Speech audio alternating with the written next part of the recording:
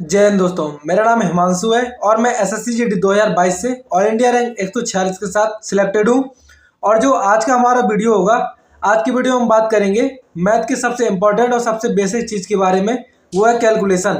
अगर आपका syllabus complete है, आपका टॉपिक कंप्लीट है और आपकी कैलकुलेशन वीक है, तो आप मैथ को करने में बहुत ज़्यादा टाइम ले जाएंगे।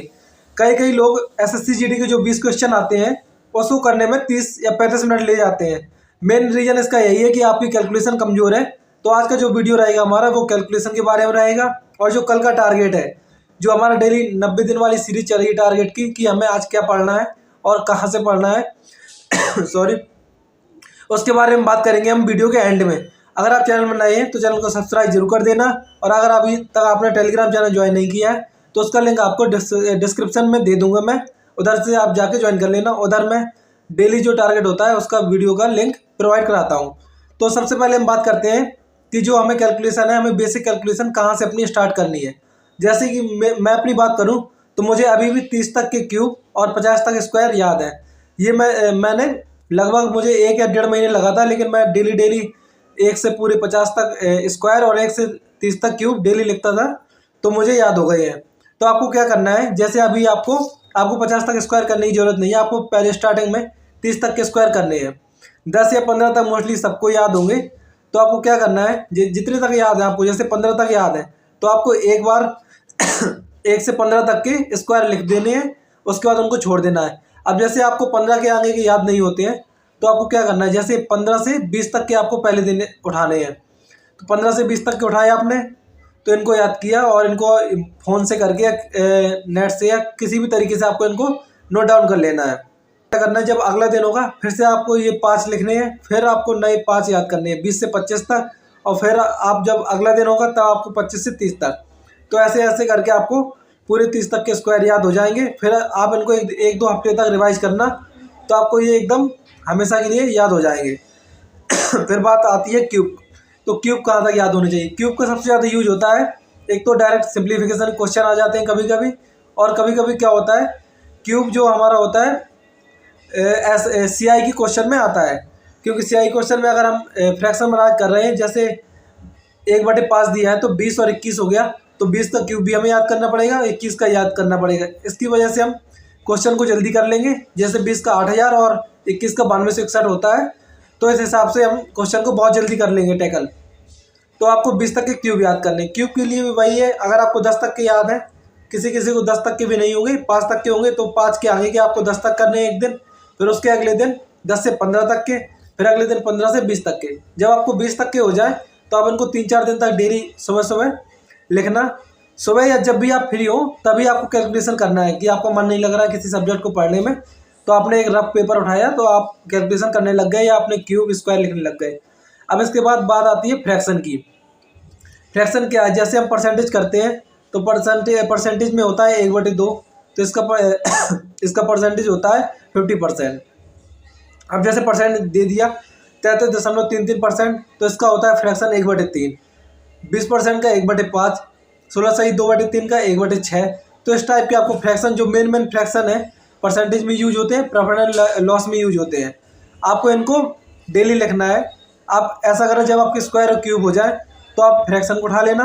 अगर आप साथ में कर सकते हैं तो साथ में करते जाइए। और जो मैंने इनको नोट डाउन किया है वो उसका मैं आपको एक टेलीग्राम में प्रोवाइड करा दूंगा, तो उधर से आप एक आइडिया लगा लेना कि कैसे क्या लिखना है।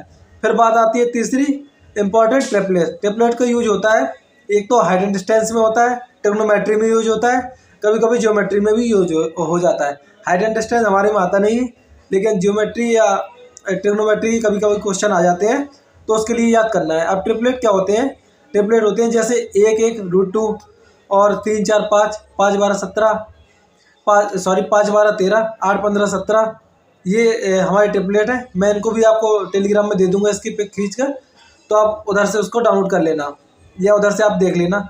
और अब जो सबसे इम्पोर्टेंट बात आती है वो आती है कैलकुलेशन की। ये हमारे बेसिक थे जो आपके मैथ को फास्ट करेंगे।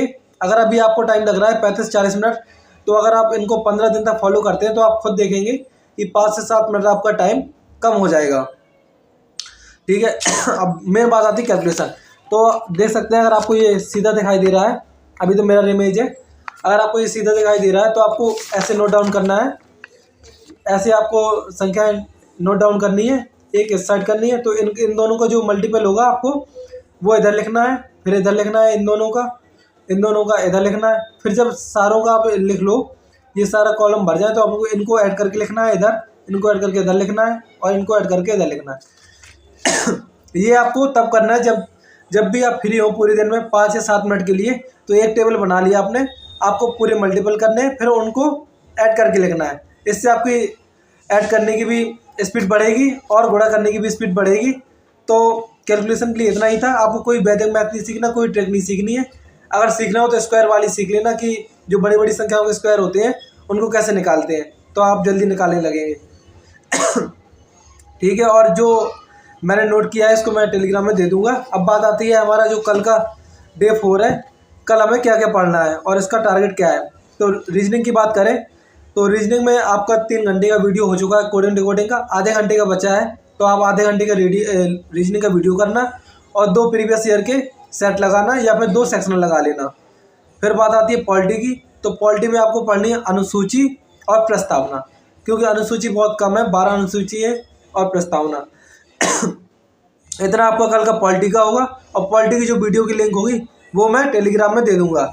और फिर बात आती है हिंदी का। हिंदी का हमारा 1 हफ्ते तक वही रहेगा कि 20 पर्यायवाची, 30 मुहावरे, 20 अनिकार्थी शब्द और 2 प्रैक्टिस सेट या 2 सेक्शनल।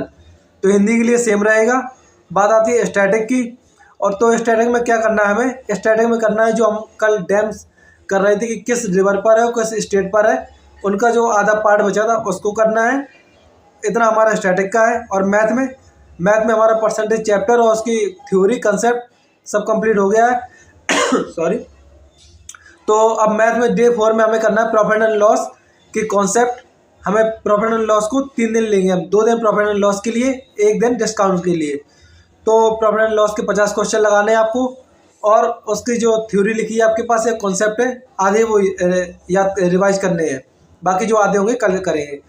तो इतना था आज के लिए। और जो ये मेरा आज का टारगेट है कल के लिए आप लोगों के लिए, इसको मैं टेलीग्राम में दे दूंगा, लिख कर भी दे दूंगा, क्योंकि बहुत से लोग परेशान होते हैं कि टेलीग्राम में लिख कर दे देना। तो वो मैं आपको उसमें लिख के दे दूंगा और जितनी भी लिंक थी वो भी प्रोवाइड करा दूंगा।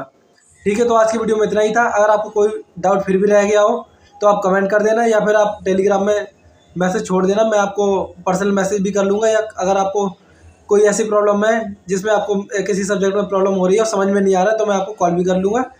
तो आज की वीडियो में इतना ही था। अगर आपको वीडियो अच्छा लगा हो तो वीडियो को लाइक जरूर करना, चैनल को सब्सक्राइब कर देना। Thank you.